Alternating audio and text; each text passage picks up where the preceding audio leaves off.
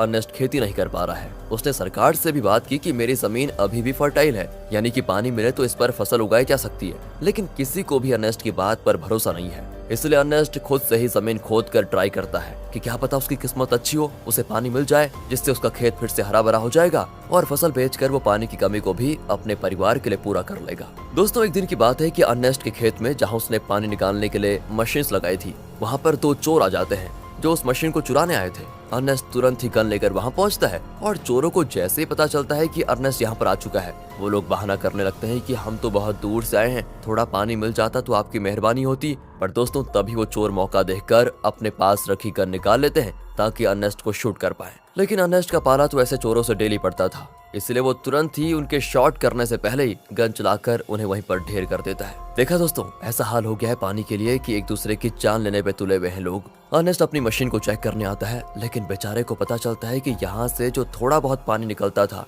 वो भी खत्म हो चुका है। इसका मतलब कि अब उसे दूसरी जगह फिर से गड्ढा खोदकर मशीन लगानी होगी ताकि वहाँ से पानी निकाला जा सके।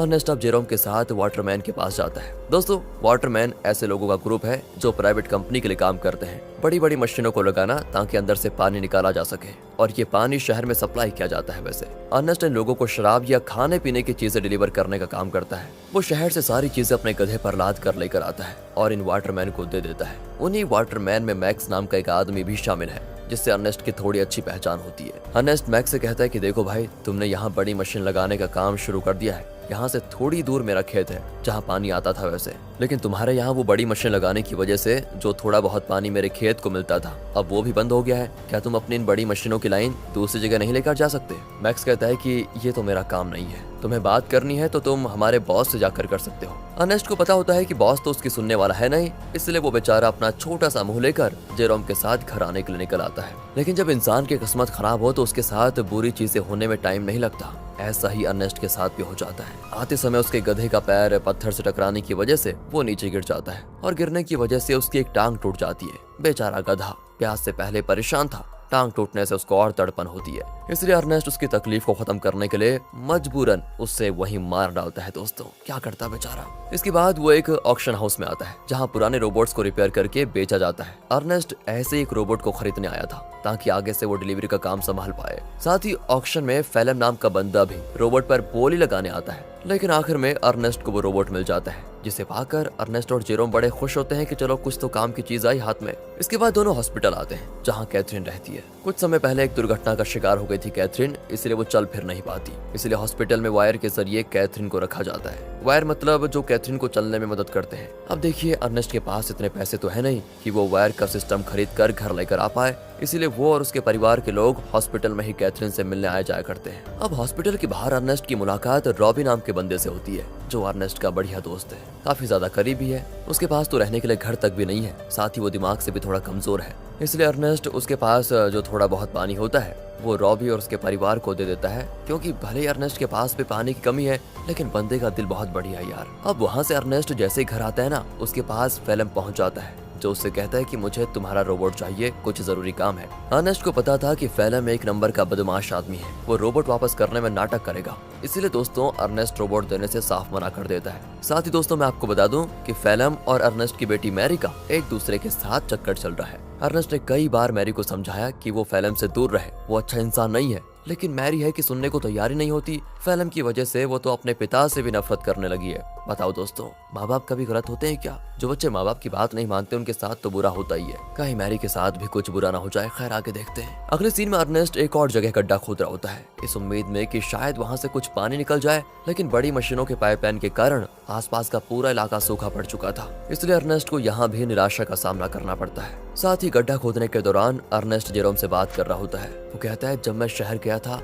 वहाँ मैंने एक लड़की को देखा जिसके बाल तो छोटे हैं लेकिन देखने में बहुत सुंदर है। तुम तो बेटा बड़े हो चुके हो, कहो तो तुम्हारी बात करवा दो उससे। मैं नहीं जानता कि इस हालत में हम कब तक जिंदा रह पाएंगे, इसलिए हमारे पास जो भी पल बचे उन्हें अच्छे से जी लेना चाहिए हमें। और दोस्तों ऐसे ही बाप बेटे आपस में बात करते हुए कुछ टाइम एक दूसरे के साथ बढ़िया तरीके से बिताते हैं। इसके बाद अर्नेस्ट जैसे ही घर आता है, मैरी उससे कहती है, मुझे पैसे चाहिए पापा, मैं फेलम के साथ जा रही हूँ, मुझे यहाँ पर बहुत घुटन हो रही है। अर्नेस्ट कहता है, घुटन हो रही है? मैंने बचपन से तुम्हें पाल पोस के बड़ा किया, सब कुछ देने की कोशिश की तुम्हें, और फिर भी तुम ऐसी बातें कर रही रही हो? मैरी तो ऊपर से जवाब देती है, कहती है हम यहाँ पर जी नहीं रहे, सरवाइव कर रहे हैं और मुझे ऐसी जिंदगी चाहिए ही नहीं। अर्नेस्ट के लाख समझाने पर भी जब मैरी नहीं मानती तो अर्नेस्ट मैरी को कमरे में बंद करके खिड़कियों पर कीले लगा देता है ताकि वो फेलम से मिल ना पाए। अब अर्नेस्ट जैसे सप्लाईज लेने के लिए शहर जाने वाला होता है तभी उसको पता चलता है कि रोबोट गायब है। ये देखकर उसकी हालत खराब, वो परेशान हो जाता है। वो समझ चुका था कि ये काम तो फेलम के अलावा कोई दूसरा कर नहीं सकता। वो वहाँ से तुरंत वाटरमैन के पास आता है ताकि उनसे पूछ सके कि क्या फेलम यहाँ पर आया था कि नहीं।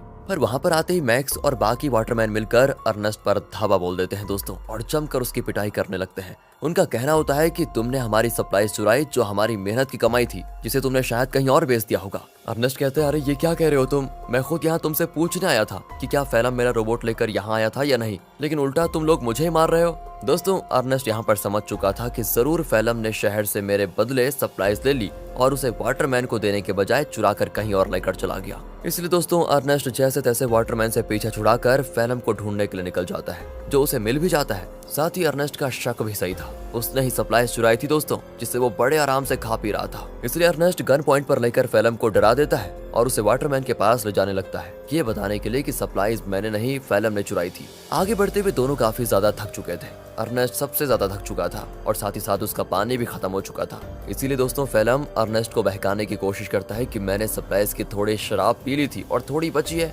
मेरी मानो तो बची हुई शराब हम दोनों आधा आधा बांट कर पी लेते हैं। ज्यादा से ज्यादा वाटरमैन क्या करेंगे, मुझे मारेंगे ही ना, लेकिन अगर हमने पिया नहीं तो हम प्यास से जरूर मर जाएंगे। इस पर अर्नेस्ट मान जाता है, लेकिन जैसे ही वो फेलम को रस्सियों से आजाद करता है फेलम उस पर ही हमला कर देता है। बेचारा अर्नेस्ट पहले से ही थका हुआ था और मार खाने की वजह से उसका काफी ज्यादा खून बहने लगता है। इसके बाद तो फेलम जबरदस्ती बाकी सारी शराब अर्नेस्ट के मुंह में डाल देता है ताकि जब वाटरमैन उसे देखे तो उन्हें यकीन हो जाए कि अर्नेस्ट ने ही सप्लाईज चुराई थी और उसी ने उनकी शराब पी ली। इतना ही नहीं दोस्तों, फेलम अर्नेस्ट को मार मार कर रोबोट के साथ ही रस्सी से उसको बांध देता है ताकि दुनिया को लगे कि रोबोट ने आउट ऑफ कंट्रोल होकर अर्नेस्ट पर हमला कर दिया, जिससे उसकी जान चली गई। और होता भी ऐसा ही है, बेचारा अर्नेस्ट मारा जाता है दोस्तों। और सभी लोगों को लग रहा था कि रोबोट ने अर्नेस्ट की जान ली। दोस्तों हमेशा अच्छे लोगों के साथ बुरा ही क्यों होता है यार। अगले सीन में जेरोम अपने पिता को खोने के बाद बहुत उदास बैठा होता है। वो सारा गुस्सा रोबोट पर उतार कर उसे तोड़ने की कोशिश कर रहा होता है, क्योंकि अभी तो उसने ये मान लिया है कि रोबोट ने ही उसके पिता की जान ली,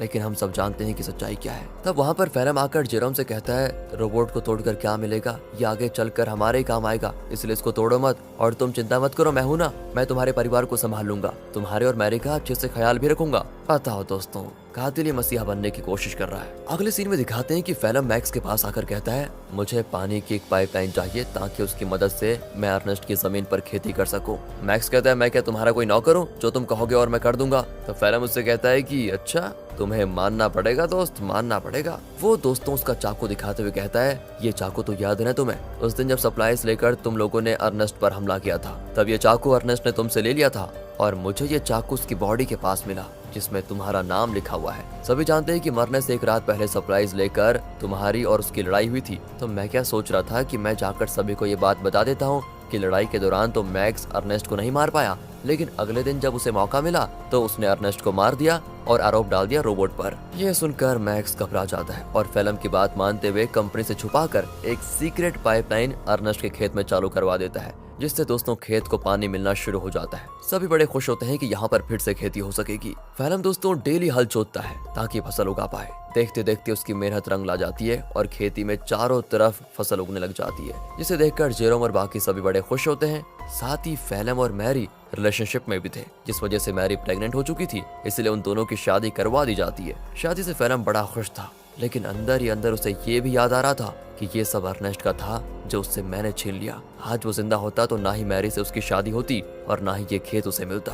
अर्नेस्ट के मरने के बाद फेलम ने उसकी सारी चीजों को दोस्तों अपना लिया होता है, लेकिन ये इंसान यहाँ पर भी नहीं रुकेगा। अभी आप इसके पाप देखिए कितना करता है ये। अगले सीन में बैंक से कुछ कर्मचारी आते हैं जो फेलम के पैरों तले जमीन खिसका देने वाली बात बताते हैं कि जमीन पर तुम्हारी फसल उगी है। उस जमीन को अर्नेस्ट ने गिरवी रखा था, वो तो मर गया, इसलिए अब ये जमीन बैंक की होती है और इसमें जो फसल उगी है वो भी बैंक के पास ही जाएगी। फेलम कहता है, नहीं ऐसा नहीं हो सकता, ये बात तुम्हें पहले बतानी चाहिए थी जब यहाँ पर फसल नहीं उगी थी उस समय, और अगर तुम पहले बता देते तो मैं कोई दूसरी जमीन देख लेता। लेकिन दोस्तों बैंक वाले नहीं मानते, वो कहते हैं कि एक हफ्ते के अंदर अगर पैसे नहीं मिले तो इस जमीन को तुम भूल जाना। इतना कहने के बाद वो चले जाते हैं। फेलम तो परेशान हो चुका था कि अर्नेस्ट ने तो मुझे बेवकूफ बना दिया, बेकारी कहेगा, जमीन तक गिरवी रखी है, बताओ अब पैसों का बंदोबस्त कैसे कर पाऊंगा। बताओ दोस्तों, ये तो वही बात हो गई, उल्टा चोर कोतवाल को डांटे। खैर अब फेलम जेरोम से कहकर रोबोट ले जाने लग जाता है। वो कहता है मैं रोबोट को बेचने जा रहा हूँ ताकि इससे मिले पैसों से बैंक वालों का उधार चुका पाऊँ। लेकिन दोस्तों फेलम शरीफ आदमी नहीं था।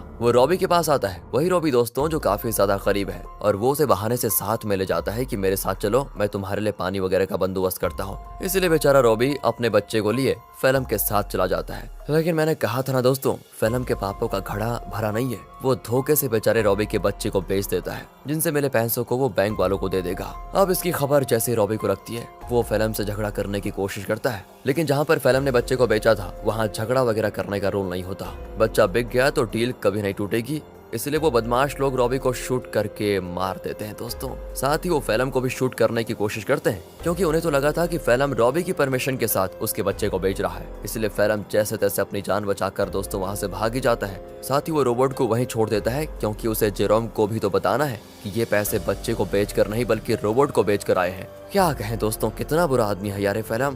तभी तो दोस्तों अर्नेस्ट अपनी बेटी मैरी को मना कर रहा था इसके साथ रहने के लिए। अगले सीन में बैंक को पैसा देने की वजह से जमीन फिर से फेलम की हो जाती है, तो वहीं रोबोट आगे बढ़ते हुए अपने ओरिजिनल ओनर के पास जाने के लिए निकल पड़ता है। क्योंकि जब वो बदमाश लोग फेलम और रॉबी को शूट कर रहे थे तो कुछ गोली रोबोट को भी लग गई थी, जिससे हुआ ये कि रोबोट की डिफॉल्ट सेटिंग ऑन हो गई, और इसीलिए वो अपने ओरिजिनल ओनर के पास जा रहा है जो कि शहर में रहता है, और ओनर का नाम है केल्विन। वो जैसे उस रोबोट को देखता है तो बिल्कुल हैरान हो जाता है कि ये किसका रोबोट घूमकर वापस मेरे पास आ गया। उस रोबोट पर दोस्तों अर्नेस्ट का नाम लिखा हुआ था। इसलिए केल्विन रेडियो के जरिए अर्नेस्ट से संपर्क करने की कोशिश करता है ताकि वो आगे आए और अपने रोबोट को वापस लेकर जाए। जेरोम तो जैसे ही रेडियो को ऑन करता है तो बिल्कुल हैरान हो जाता है कि फेलम ने तो कहा था कि उसने रोबोट को बेच दिया, अब ये केल्विन बता रहा है कि रोबोट उसके पास है। इसलिए दोस्तों वो डिसाइड करता है कि अगर केल्विन रोबोट वापस देना चाहता है तो कोई नहीं, ये तो बहुत अच्छी बात है, मैं जाकर उसको ले लेता हूँ। अगले सीन में जेरोम को रॉबी की पत्नी दिखाई देती है, जो रॉबी और उसके बच्चे के वापस न आने पर सदमे में जा चुकी थी। वो एक गुड़िया लेकर रॉबी और अपने बच्चे के आने का इंतजार करती है। सच में दोस्तों बेचारी के साथ बहुत बुरा हुआ ना। एंड इस चीज को देखकर जेरोम को लगता है कि जरूर कुछ तो बात है जो फेलम छुपा रहा है। जिसके बाद वो शहर के बॉर्डर पर आता है, लेकिन 18 साल से कम होने की वजह से गार्ड्स उसे शहर में जाने नहीं देते। तब वहाँ पर एक लड़की आती है जिसका नाम अना है। वो जेरोम से कहती है मेरे पास आ जाओ, मैं तुम्हें शहर भिजवा सकती हूँ, वो भी बहुत कम पैसों में। जेरोम जैसे ही अना को देखता है तो बिल्कुल हक्का बक्का हो जाता है, क्योंकि वो हूबहू वैसी होती है जैसा कि अर्नेस्ट ने उसे छोटे बालों वाली उस लड़की के बारे में बताया था। याद है ना दोस्तों, जब अर्नेस्ट जेरोम से कह रहा था कि तुम्हारी शादी कर लेते हैं, उससे बात कर लेते हैं तुम्हारी, तो दोस्तों जेरोम उससे फिर अर्नेस्ट के बारे में पूछता है, लेकिन वो तो जानती ही नहीं अर्नेस्ट को। जेरोम भी आगे कुछ नहीं कहता, और इसके बाद वो जेरोम को शहर तक जाने वाली सामान की गाड़ी में छुपा कर बैठा देती है, और उसकी मदद से जेरोम शहर पहुंच जाता है। अब शहर आने के बाद जेरोम केल्विन से मिलता है, जो उसे उसका रोबोट वापस कर देता है। रोबोट को जो गोलियां लगी थी केल्विन ने उसे भी रिपेयर कर दिया था, साथ ही उसने रोबोट की सेटिंग भी सही कर दी थी। तब जेरोम जैसे ही रोबोट को ध्यान से देखता है तो पता चलता है कि इसमें तो कैमरा लगा हुआ है,